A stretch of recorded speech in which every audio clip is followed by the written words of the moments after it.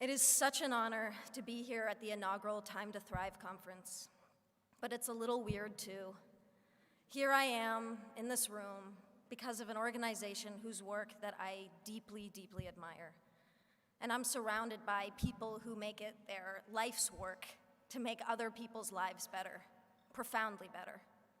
Some of you teach young people. Some of you help young people heal and to find their voice. Some of you listen. Some of you take action. Some of you are young people yourselves, in which case it's even weirder for a person like me to be speaking to you. It's weird because here I am, an actress, representing, at least in some sense, an industry that places crushing standards on all of us. And not just young people, everyone. Standards of beauty, of a good life, of success. Standards that I hate to admit have affected me. You have ideas planted in your head, thoughts you never had before, that tell you how you have to act, how you have to dress, and who you have to be. And I have been trying to push back, to be authentic, and to follow my heart, but it can be hard. But that's why I'm here, in this room. All of you, all of us, can do so much more together than any one person can do alone. And I hope that that thought bolsters you as much as it does me. I hope that the workshops you go to over the next few days give you strength, because I can only imagine that there are days when you've worked longer hours than your boss realizes or cares about just to help a kid who you know can make it. Days where you feel completely alone, undermined, or hopeless. And I know that there are people in this room who go to school every day and get treated like shit for no reason. Or you go home and you feel like you can't tell your parents the whole truth about yourself. And beyond putting yourself in one box or another, you worry about the future, about college, or work, or even your physical safety.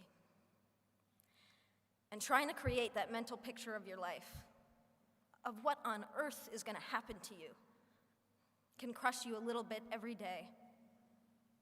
And it is toxic and painful and deeply unfair. And sometimes it's the little insignificant stuff that can tear you down. Now, I try not to read gossip as a rule, but the other day, a website ran an article with a picture of me wearing sweatpants on the way to the gym. And the writer asked, "Why does this petite beauty insist upon dressing like a massive man?" Because I like to be comfortable.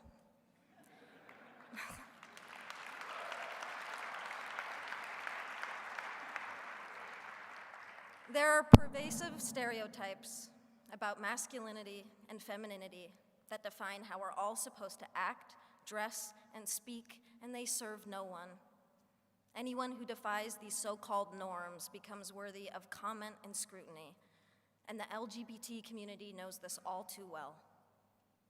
Yet there is courage all around us.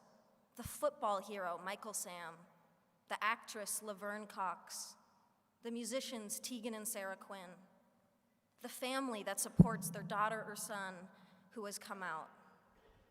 And there is courage in this room, all of you. And I'm inspired to be in this room because every single one of you is here for the same reason. You're here because you've adopted as a core motivation the simple fact that this world would be a whole lot better if we just made an effort to be less horrible to one another.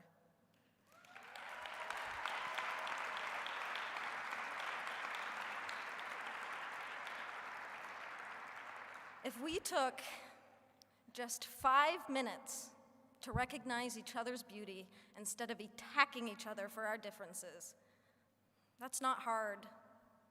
It's really an easier and better way to live. And ultimately, it saves lives.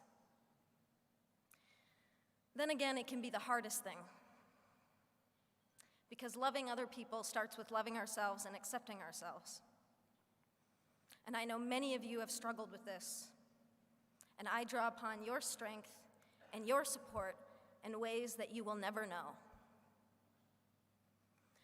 And I am here today because I am gay. And because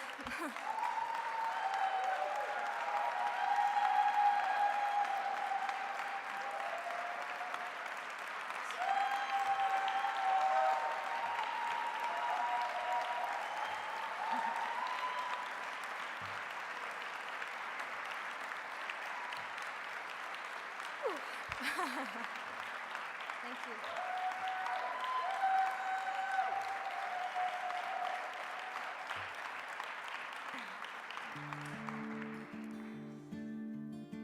And because maybe I can make a difference to help others have an easier and more hopeful time. Regardless, for me, I feel a personal obligation and a social responsibility. I also do it selfishly because I'm tired of hiding and I'm tired of lying by omission.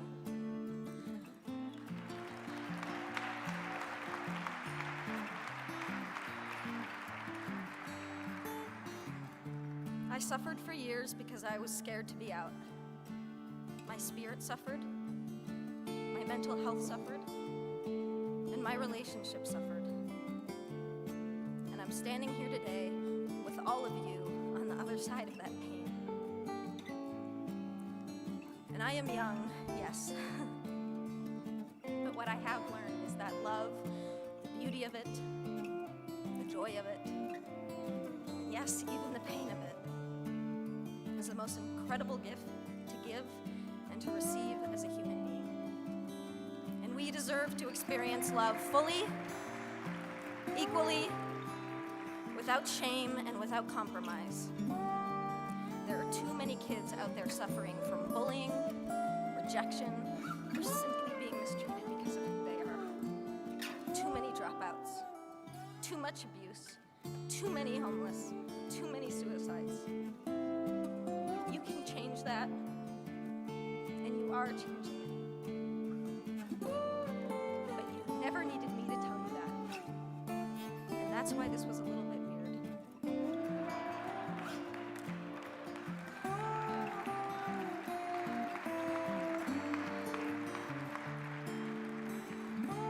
The only thing that I can really say is what I'm building up to.